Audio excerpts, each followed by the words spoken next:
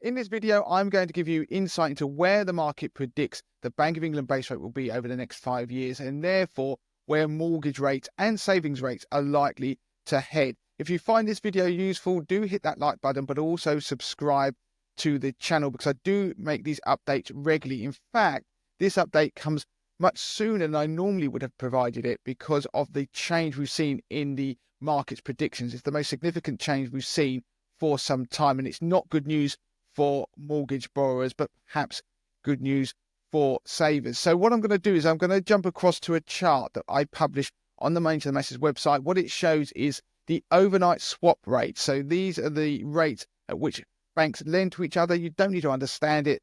In simple terms, what it does is show you where the market thinks the Bank of England base rate will be in the future. And the Bank of England base rate influences mortgage rates and also savings rates. So when the Bank of England base rate falls, mortgage rates tend to fall as well as do savings rates. So I'm going to run through the chart on screen, which shows the market prediction of where the Bank of England base rate will be in the future. Now, this is made by looking at overnight swap rates. You don't need to understand what they are, but in simple terms, it's the rates at which banks will lend to each other. But what it does do is give you an insight into where the market predicts the Bank of England base rate will be in the future, and therefore, by association, where mortgage rates and savings rates will likely be, because don't forget, when the base rate goes up or down, mortgage rates and the savings rates out there tend to follow in suit. So not necessarily in lockstep, but they tend to go up and down in tandem. So what we see on screen is a series of coloured lines. Each one represents the prediction of where the Bank of England base rate is going to be over the next 5 years, with each line being the date the prediction was made. So the blue line is the prediction made back in December 2023, and the purple line is August this year, September is the red line, and the October line is the green one you can see there. Now, what I want you to focus on is the difference between the green line and the red line. So the difference between the prediction made in October this year and September this year is a significant change. So the market has started to predict that the Bank of England won't be able to cut the base rate as quickly as it had previously thought it would, largely because of sticky inflation. So there is also an uncertainty surrounding the autumn budget. It means the market thinks that the base rate will be cut very quickly into next year, but will be about 0.4% higher than where it previously predicted where it would be. So at the moment, the Bank of England base rate is at 5%.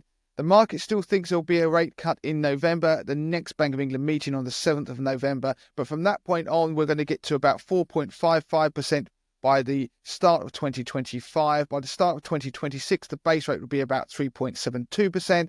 By January 2027, it's still going to be about 3.66%. And it's going to remain around about that level all the way through to 2029. That's significantly higher than the predictions made just a couple of weeks ago, where the market was still predicting that the base rate would fall almost to 3% over the next 5 years. So that shows the significant shift. It's been reflected in the mortgage market. We've seen mortgage rates creep up a little bit. And again, that's because of that uncertainty around the outlook for inflation, but also in relation to the government's planned spending. We've got to see what happens in the autumn budget. I will be doing another update after the Bank of England meeting in November. But what I want to do is finish up by just quickly looking at those best mortgage rates out there. There's an article you can see on screen that we update twice a week on the Main to the Masses website. We scroll down, you can see we list the best fixed deals on here. So the best 2-year fix is now about 3.92% if you've got a 60% loan to value. These rates